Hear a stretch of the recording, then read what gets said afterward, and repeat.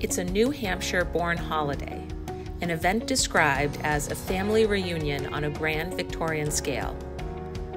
Old Home Days, or Old Home Week as it was originally intended, was the brainchild of one-term Governor Frank Rollins in 1899.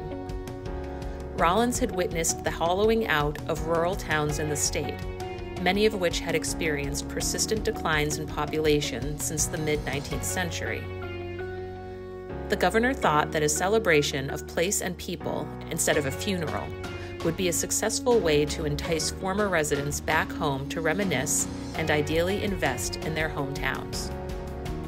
Rollins stated, "I wish that in the ear of every son and daughter of New Hampshire, in the summer days, might be heard whispered the persuasive words, 'Come back, do you not hear the call? What has become of the old home where you were born? Do you not remember it? The old farm back among the hills with its rambling buildings.'" To help towns bring people back for Old Home Days, the state provided small amounts of funding for 50 years. Committees formed and traditions were born.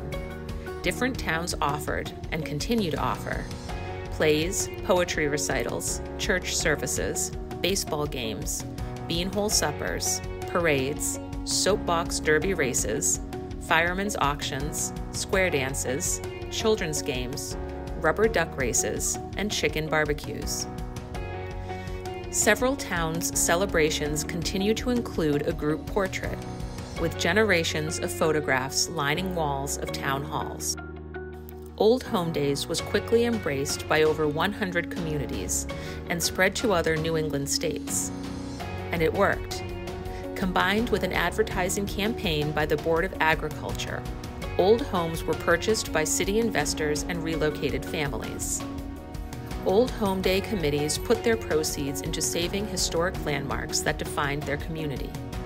They spruced up town halls, paid for church painting, and even bought real estate. Unfortunately, Old Home Days is not immune to the societal shifts that are affecting social organizations and volunteer-led efforts nationwide. This special celebration often rests on the shoulders of a few dedicated volunteers. More people are needed to keep this New Hampshire tradition alive. In Donald Hall's 1996 children's book titled Old Home Day, he predicted in his epilogue that maybe the computer, the fax, the modem, and goodness knows what else will allow more people to return to the countryside, where they can conduct business from the wilderness as if they commuted regularly to a city office. These words proved prescient after the COVID-19 pandemic. Now the onus is on all of us to recognize the significance of this special summertime tradition and hear the call of the dedicated volunteers who need help keeping Old Home Days relevant, recognizable, and meaningful for tomorrow.